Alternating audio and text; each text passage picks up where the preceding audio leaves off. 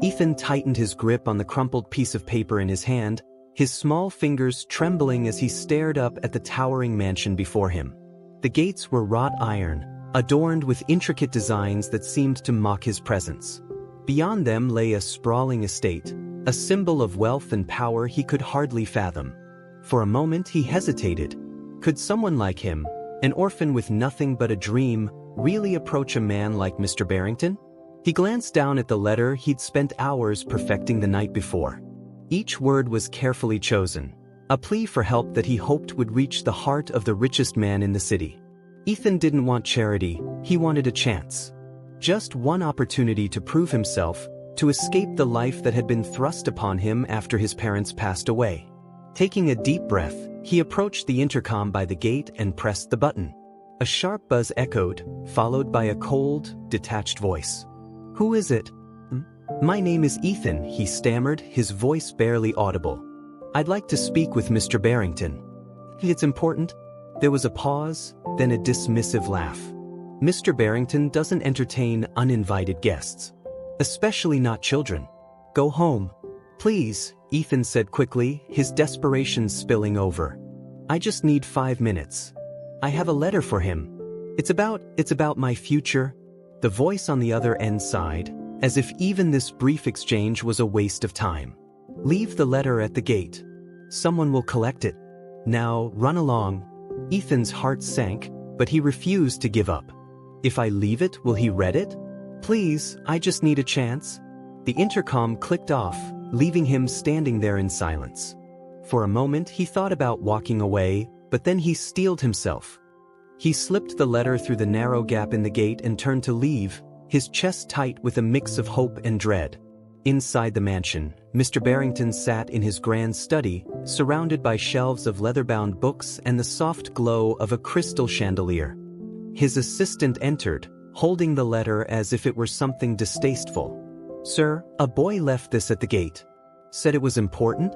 Barrington barely glanced up from his work. "A boy? What boy?" "An orphan, I believe," the assistant replied. "He seemed desperate." Barrington scoffed, taking the letter and unfolding it with an air of annoyance. As he read, his expression hardened. The boy was asking for help. A scholarship, a job, anything to give him a chance to build a better life. "Ridiculous," Barrington muttered, tossing the letter onto his desk. "Do you know how many sob stories I hear in a week? If I helped every person who came begging, I'd be bankrupt." The assistant hesitated. "Should I send a reply?" "No need," Barrington said, waving his hand dismissively. "He'll figure it out soon enough. The world doesn't owe him anything." Ethan waited for days, his hope dwindling with each passing moment. He returned to the gates twice, peering through the bars to see if anyone had noticed his letter. But there was no response, no sign that his plea had even been read. At the orphanage, life went on as usual. The days were long and filled with chores, the nights cold and lonely. Ethan spent his evenings studying by the dim light of a flickering bulb, poring over old textbooks he'd scavenged from the local library. He wasn't the smartest boy in the orphanage, but he was determined. "Why do you even bother?" one of the older boys sneered as he passed by. "No one's gonna care about some orphan trying to be a big shot." Ethan didn't respond. He'd heard it all before, the taunts, the doubts. But he clung to the belief that hard work would eventually pay off. Weeks turned into months, and Ethan's resolve only grew stronger. He took on odd jobs around the neighborhood, saving every penny he could. He mowed lawns, cleaned gutters, and even helped an elderly shopkeeper organize her dusty shelves. Each task brought him a step closer to his goal, though the path ahead still seemed impossibly long. One evening, as he was stacking boxes in the back of the shop, the owner, Mrs. Thompson, handed him a sandwich and a glass of milk. "You're a hard worker, Ethan," she said kindly. "I've seen boys twice your age give up when things get tough. But not you." Ethan smiled shyly. "I don't have a choice. If I don't work hard, I'll never get out of here." Mrs. Thompson's eyes softened. "Sometimes life isn't fair. But you've got something most people don't, grit. Don't let anyone take that from you." Her words stayed with him long after he left the shop that night. Meanwhile, Mr. Barrington continued to thrive in his world of luxury and excess. He closed million-dollar deals with a flick of his pen, attended lavish galas, and surrounded himself with people who praised his every move. But beneath the surface, there was a growing emptiness he refused to acknowledge. One evening, as he sipped his whiskey by the fireplace, he thought about the boy at the gate. He couldn't explain why the memory lingered. It was just a fleeting moment, after all. But something about the boy's determination, his unwavering hope, gnawed at him. Ridiculous, he muttered to himself, shaking off the thought. Back at the orphanage, Ethan faced a new challenge. The headmistress, a stern woman with little patience for dreamers, informed him that he'd need to leave once he turned 16. "There's no room for boys who can't contribute," she said bluntly. "You'll need to find work or a place to stay. We can't keep you here forever." Ethan nodded, though his heart sank. He had less than a year to figure out his next step. That night, as he lay on his narrow cot, he stared at the ceiling and whispered to himself, "I'll make it. Somehow I'll make it." The months leading up to Ethan's 16th birthday were a whirlwind of planning and relentless effort. Each day began before sunrise and ended long after the rest of the orphanage had gone to sleep. Ethan had a singular focus: to save enough money to rent a small room and enroll in night classes at the community college. Despite his best efforts, the odds seemed stacked against him. The odd jobs barely paid enough to cover his basic needs, let alone fund his dreams. Yet he refused to let despair take hold.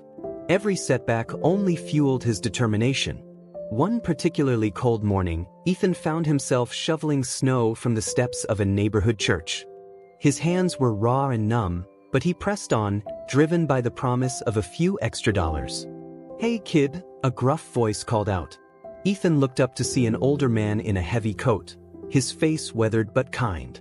"You're out here early," the man said, gesturing to the shovel. "Got to earn my keep," Ethan replied, straightening up. The man chuckled. "You remind me of myself when I was your age. Always hustling, always dreaming. What's your story?" Ethan hesitated. He wasn't used to people taking an interest in him. "I'm trying to save up for school," he said finally. "I want to study engineering." The man nodded, impressed. "Ambitious.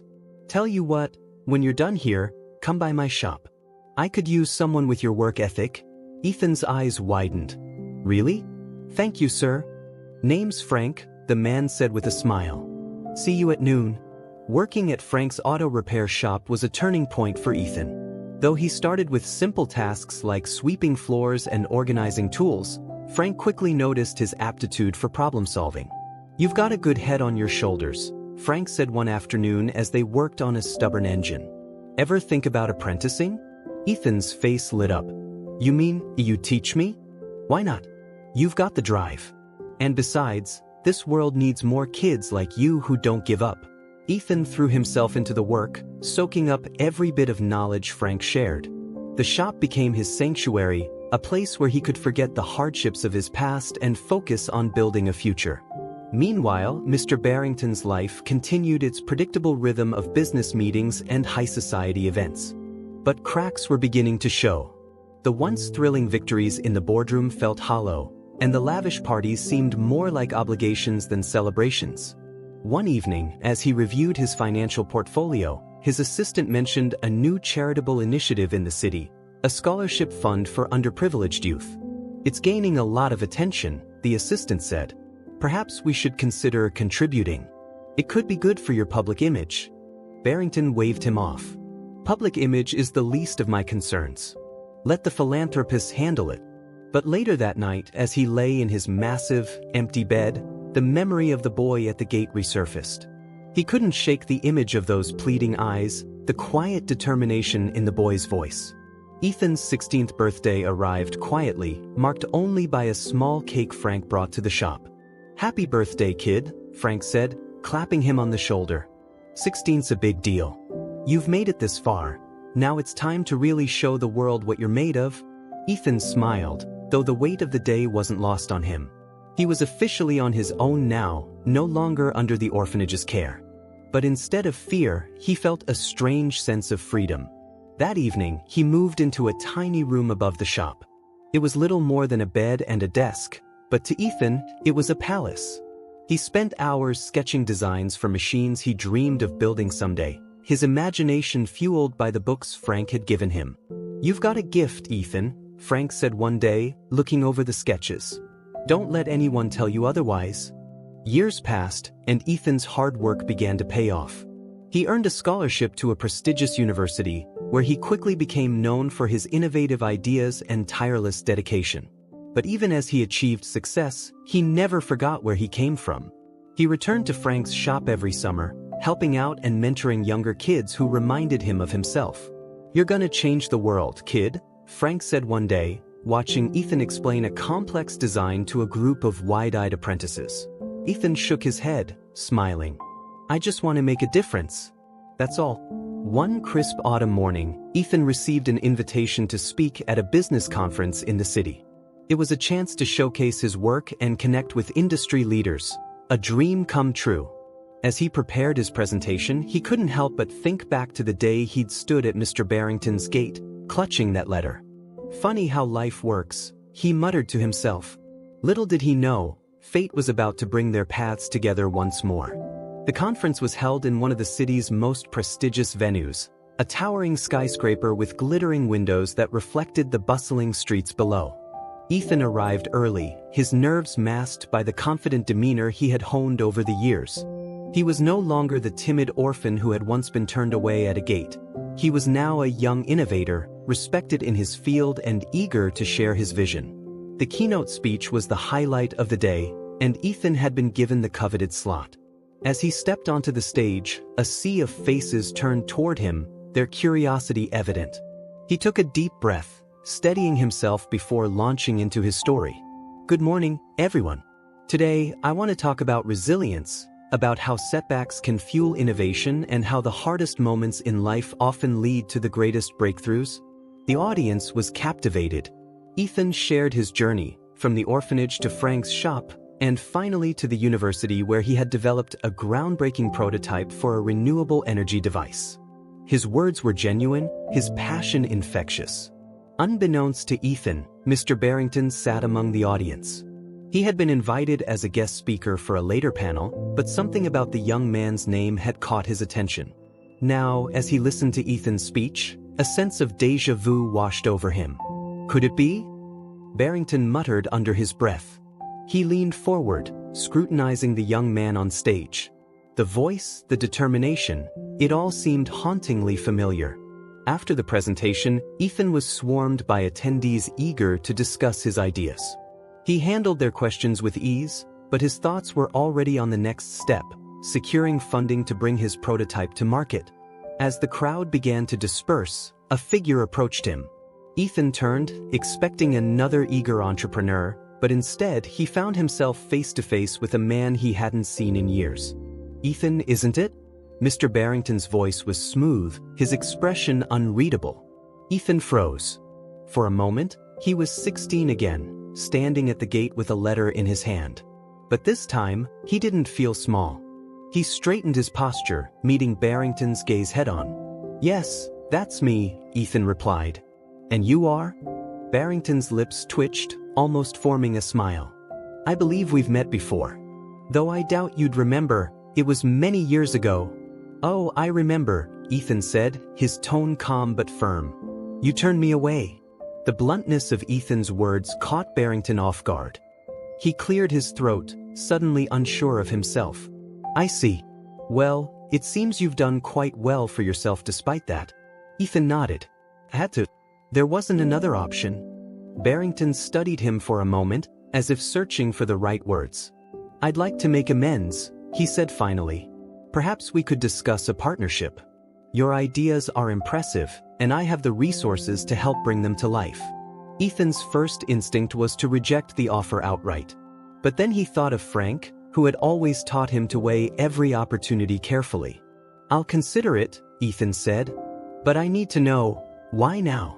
Why not years ago, when I needed help the most?" Barrington hesitated, unaccustomed to being questioned so directly.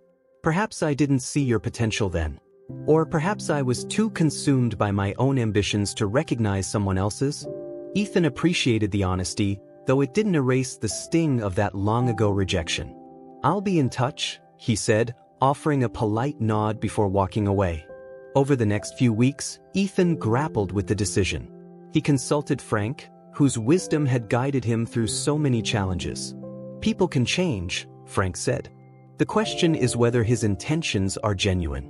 If they are, this could be an opportunity to do something truly impactful." Ethan mulled over Frank's words, ultimately deciding to meet with Barrington again. This time, the conversation was different. Barrington seemed genuinely interested in Ethan's work, asking thoughtful questions and offering insights that only someone with his experience could provide. As their collaboration began to take shape, Ethan found himself learning from Barrington in ways he hadn't expected.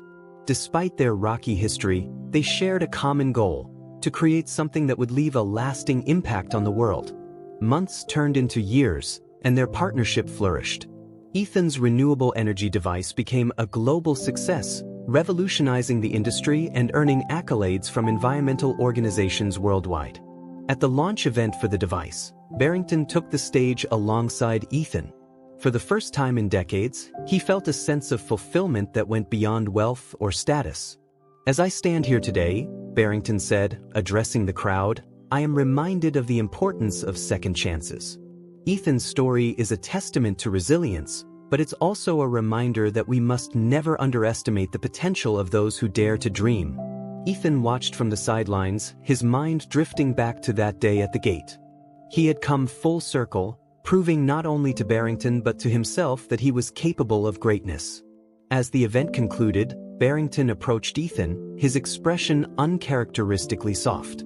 "You've taught me something important, Ethan," he said. "It's never too late to change, to be better." Ethan nodded, a small smile playing on his lips. "And you've taught me that even the hardest roads can lead to unexpected places."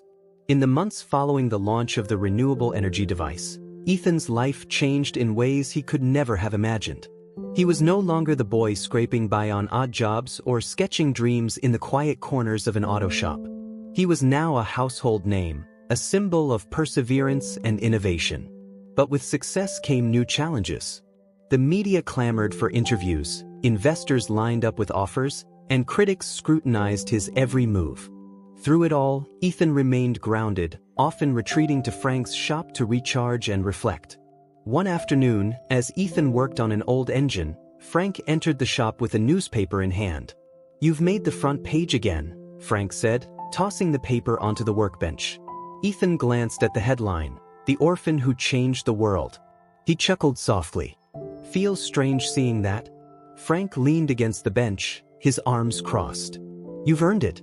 But don't let it go to your head." "Never," Ethan replied. "I just want to keep building things that matter." Meanwhile, Mr. Barrington found himself grappling with a newfound sense of purpose. For years, he had measured his worth by the size of his fortune and the power he wielded. But working with Ethan had shown him the value of creating something meaningful, something that could outlast even his wealth. One evening, Barrington invited Ethan to dinner at his sprawling estate. It was the first time Ethan had returned to the property since that fateful day at the gate. As he stepped through the grand entrance, memories flooded back. The marble floors, the glittering chandeliers, it all seemed as cold and unwelcoming as it had years ago. But this time, Ethan wasn't intimidated. Barrington greeted him warmly, leading him to a dining room that could have seated dozens. The table, however, was set for two. "Thank you for coming," Barrington said as they sat down. Ethan nodded, his expression neutral. "It's surreal being back here." Barrington sighed, his gaze dropping to the table. "I owe you an apology, Ethan. Not just for turning you away that day, but for failing to see the person you could become. I was blinded by my own arrogance." Ethan studied the older man, noting the sincerity in his voice. "I've spent a long time trying to forget that day," he admitted. "But maybe it needed to happen. It pushed me to prove myself, to fight for what I wanted." Barrington smiled faintly. "You've done more than prove yourself. You've inspired me to be better, to use my resources for something greater than myself." The two men talked late into the night, sharing stories of their journeys and the lessons they had learned. For the first time, they saw each other not as adversaries but as allies. As their partnership deepened, Ethan and Barrington began working on new projects aimed at addressing global challenges. From clean water initiatives to affordable housing, their efforts touched countless lives. Ethan also made it a point to give back to the community that had shaped him. He established a foundation to support underprivileged youth, offering scholarships, mentorship programs, and resources for those who dared to dream big. One day, as Ethan visited a local community center funded by his foundation, he spotted a young boy sitting alone with a sketchpad. The boy reminded him of himself, quiet, determined, and full of untapped potential. Ethan approached him with a warm smile. "What are you working on?" The boy hesitated before showing Ethan a detailed drawing of a futuristic machine. "This is incredible," Ethan said, genuinely impressed. "What's your name?"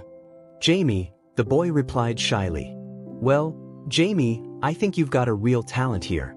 Keep working on it and who knows? Maybe one day, you'll change the world." The boy's eyes lit up, and for a moment, Ethan saw a reflection of his younger self.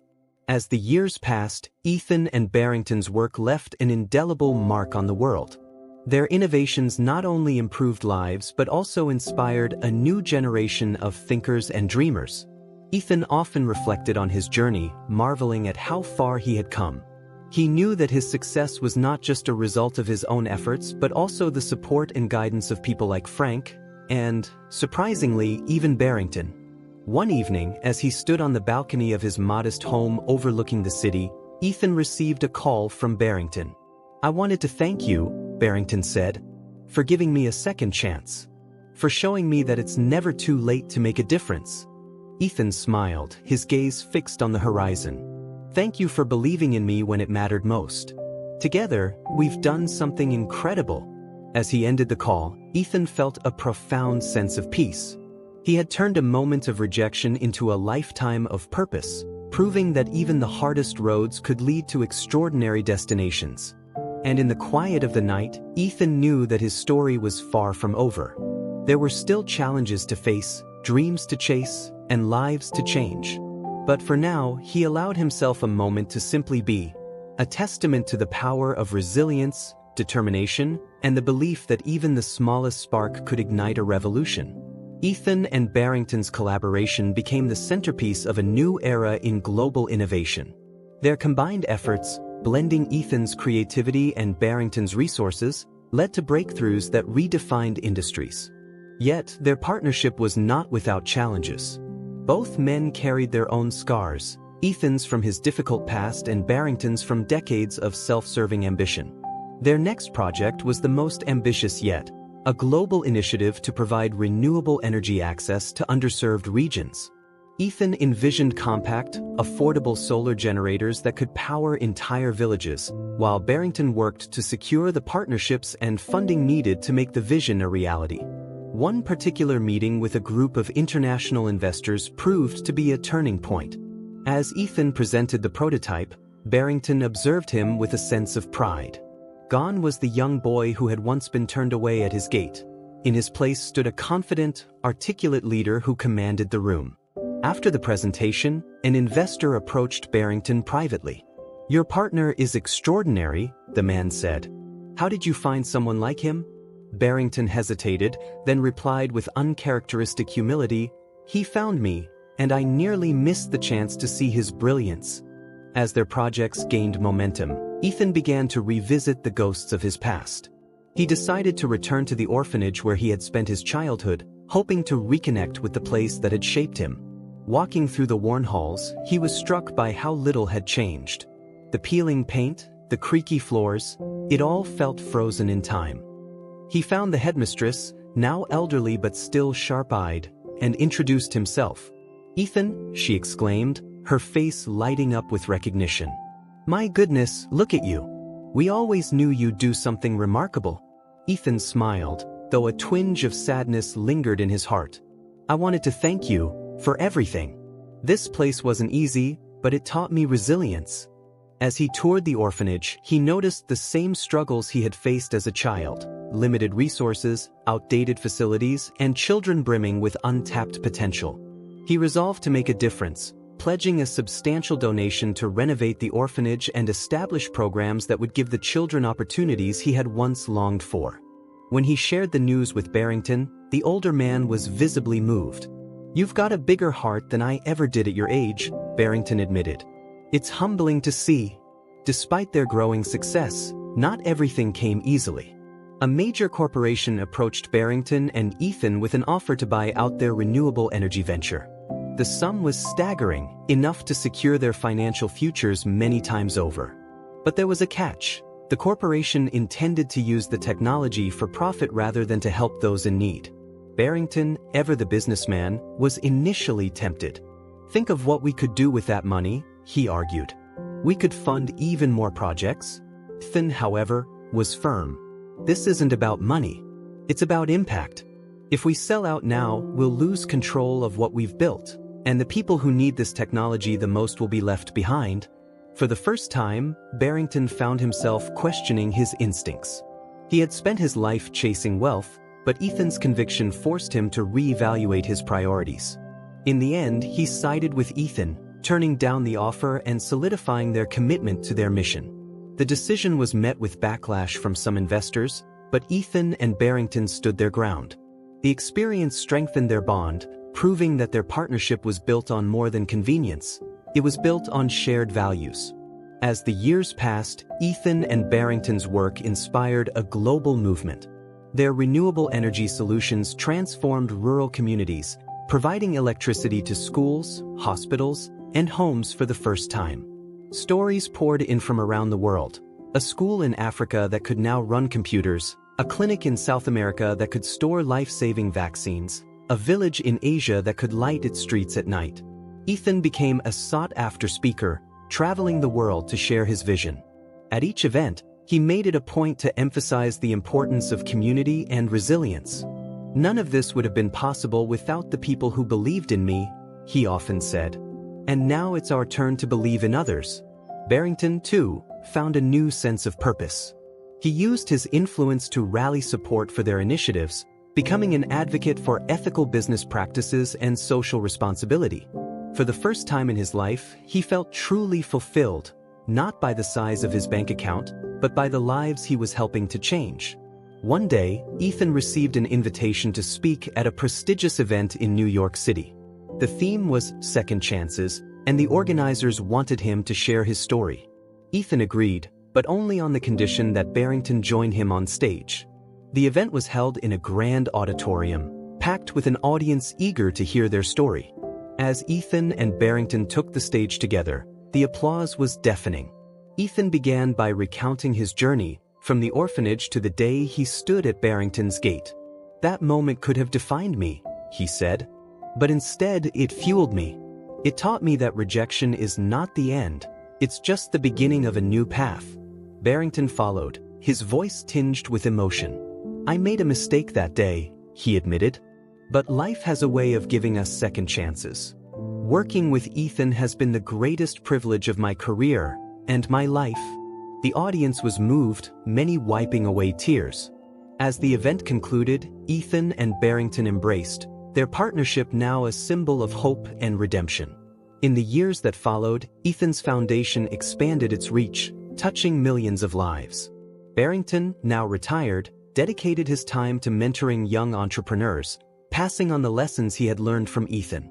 Ethan often visited the orphanage, where a new generation of children looked up to him as a role model. He never forgot where he came from, and he made it his mission to ensure that no child felt as alone as he once had. One evening, as he sat in his study reflecting on his journey, Ethan received a letter from Jamie, the boy he had met at the community center years ago. Jamie had just been accepted to a prestigious engineering program, inspired by Ethan's story. Ethan smiled, his heart swelling with pride. He knew that his legacy wasn't just in the projects he had built or the awards he had won. It was in the lives he had touched and the hope he had sparked. As he looked out at the city lights, Ethan felt a profound sense of peace. His story had come full circle, proving that even the hardest beginnings could lead to the brightest futures. And with that thought, he turned back to his work, ready to write the next chapter. Ethan's foundation began to attract attention from all corners of the globe. Stories of his work were shared widely, inspiring countless people to take action in their own communities. One day, Ethan received an email from a young woman named Sophia, who lived in a remote village in South America. She wrote about how her community had been transformed by the solar generators his foundation had provided. "We used to live in darkness," she wrote. "But now our children can study at night, and our farmers can work with tools powered by your technology. You've given us more than electricity, you've given us hope." Ethan was deeply moved. He decided to visit Sophia's village to see the impact firsthand. When he arrived, he was greeted with overwhelming gratitude. Children ran up to him, their faces beaming with joy, while adults shared stories of how their lives had improved. As Ethan walked through the village, he felt a profound sense of fulfillment. This was why he had fought so hard, to create a world where everyone had the opportunity to thrive. He made a promise to Sophia and her community: "I'll do everything I can to ensure that this is just the beginning." While Ethan was celebrated for his vision, Barrington faced a different kind of challenge. For years, he had been known as a ruthless businessman, someone who prioritized profits above all else. Now, as he worked alongside Ethan, he found himself questioning the choices he had made. One evening, Barrington visited an old friend who had been his business partner in his early days. Over a glass of whiskey, they reminisced about their past successes.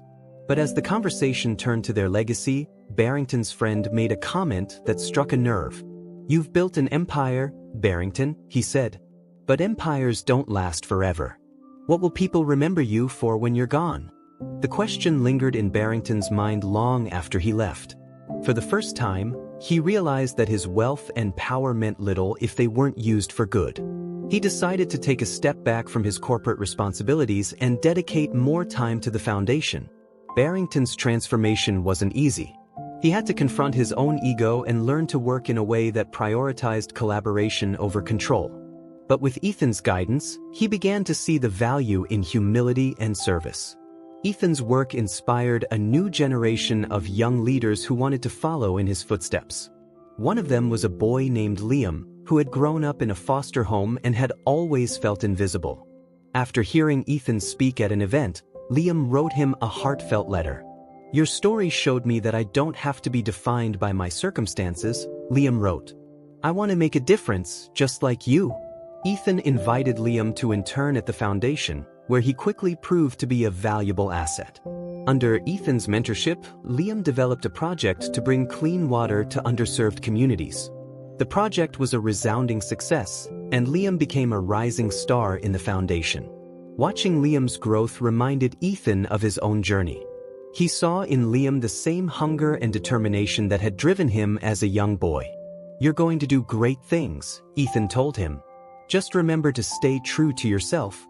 Just as everything seemed to be going smoothly, a major crisis threatened to derail their work. A powerful hurricane struck a region where the foundation had recently installed solar generators. The storm caused widespread destruction, and many of the systems were damaged beyond repair. Ethan and Barrington immediately mobilized their team to provide aid. They worked around the clock to assess the damage and deliver supplies to the affected communities. But the scale of the disaster was overwhelming, and the foundation's resources were stretched thin. For Ethan, the crisis was a painful reminder of how fragile progress could be. He felt a deep sense of responsibility for the people who had come to rely on their work. "We can't let them down," he told Barrington. Barrington, who had faced his share of challenges in the business world, offered a different perspective. "This is a setback, not a failure," he said. "We'll rebuild, stronger than before." Their resilience paid off. With the help of their partners and supporters, they were able to restore the systems and implement new measures to make them more resilient to future disasters. The experience brought Ethan and Barrington even closer, strengthening their resolve to continue their mission. Amid the challenges and triumphs of their work, Ethan and Barrington also experienced personal growth. Ethan, who had always been focused on his mission, began to explore the possibility of a personal life. He met a woman named Clara, a journalist who had been covering his work for a major publication. Clara was intelligent, compassionate, and deeply committed to social justice. She and Ethan bonded over their shared values and quickly fell in love. Their relationship brought a new dimension to Ethan's life, reminding him that even the most driven individuals need connection and support. Barrington, meanwhile, reconnected with his estranged daughter, Elizabeth. For years, their relationship had been strained by his relentless pursuit of success. But as Barrington softened and opened his heart, he found a way to bridge the gap. "I'm sorry for all the times I wasn't there," he told Elizabeth. "I want to make it right." Elizabeth, moved by her father's sincerity, agreed to give their relationship another chance. They began to rebuild their bond, sharing moments of laughter and understanding that had once seemed impossible. Years later, Ethan and Barrington stood together at the opening ceremony of a new innovation center dedicated to their work. The center, named the Ethan Lewis Barrington Institute for Sustainable Development, was a testament to their partnership and their shared vision for a better world. As they looked out at the crowd, which included leaders, activists, and ordinary people whose lives they had touched, Ethan felt a deep sense of gratitude. He turned to Barrington and said, "We did it." Barrington smiled, his eyes glistening with emotion. "No, Ethan, you did it. I just had the privilege of being part of your journey." Their story became a legend, inspiring countless others to believe in the power of second chances and the potential for transformation. And as they stepped off the stage, ready to tackle whatever challenges lay ahead, Ethan and Barrington knew that their work was far from over. With the success of the Ethan Lewis Barrington Institute for Sustainable Development, Ethan and Barrington realized that their work had only scratched the surface. The institute quickly became a hub for innovation, attracting brilliant minds from around the world. Engineers, scientists, and social entrepreneurs collaborated on groundbreaking projects, from renewable energy solutions to advanced water purification systems. One of the most ambitious projects was the creation of a global network of sustainability hubs. These hubs would serve as resource centers for underprivileged communities, offering education, tools, and funding to help them achieve self-sufficiency. Ethan envisioned a future where no one would be left behind, and he poured his heart into making it a reality. Barrington, now fully committed to the cause, used his extensive network to secure funding and partnerships. He approached some of the world's wealthiest individuals, urging them to invest in a legacy that would outlive them. His pitch was compelling: "You have the power to change lives. What better way to be remembered?" The response was overwhelming. Billionaires, inspired by Ethan's story and Barrington's conviction, pledged millions of dollars to the initiative. The first sustainability hub was launched in a remote village in Africa, where it provided clean energy, healthcare, and vocational training to thousands of people. It was a resounding success, and plans were quickly made to replicate the model in other regions. As the foundation grew, so did its visibility, and with it, the scrutiny. Critics questioned whether the work was sustainable or merely a form of charity that created dependency. Others accused Ethan and Barrington of using the foundation to enhance their public image. Ethan struggled with the criticism. He had always been driven by a genuine desire to make a difference, but the constant questioning of his motives took a toll. One evening, he confided in Clara, who had become his steadfast partner. "I feel like no matter what I do, it's never enough," Ethan admitted. "There's always someone ready to tear it down." Clara, ever the voice of reason, reminded him of the lives he had changed. "Ethan, the work you're doing speaks for itself. Let the results be your answer to the critics." Barrington, on the other hand, faced the criticism head-on. He appeared on talk shows and at public forums, defending their mission with a fiery passion. "This isn't about ego or image," he declared. "This is about creating a world where everyone has a fair shot at a decent life. If that's controversial, so be it." Their united front helped to silence many of the naysayers, but Ethan knew that the best way to prove their worth was to continue delivering results. Just as the foundation reached new heights, tragedy struck. Ethan received devastating news. His mentor, Mrs. Henderson, had passed away. She had been his guiding light during his darkest moments, and her loss left a void that seemed impossible to fill. Ethan traveled back to the small town where he had grown up to attend her funeral. Standing at her graveside, he reflected on the lessons she had taught him. "She believed in me when no one else did," he told the mourners. "Everything I've accomplished is because of her faith in me." After the funeral, Ethan visited the orphanage where he had spent his childhood. It was in a state of disrepair, a stark reminder of how much work still needed to be done. He decided then and there to honor Mrs. Henderson's memory by transforming the orphanage into a state-of-the-art facility that would provide not just shelter, but education and opportunities for the children. The project became a labor of love. Ethan personally oversaw every detail, from the design of the building to the selection of staff. When the new facility was unveiled, it was named the Henderson Home for Hope. Children who had once felt forgotten now had a place where they could dream of a brighter future. As Barrington approached his 70s, he began to think more deeply about his legacy. He had spent most of his life chasing wealth and power, but his partnership with Ethan had given him a new perspective. He wanted to ensure that the foundation would continue its work long after he was gone. Barrington decided to establish a trust that would fund the foundation in perpetuity.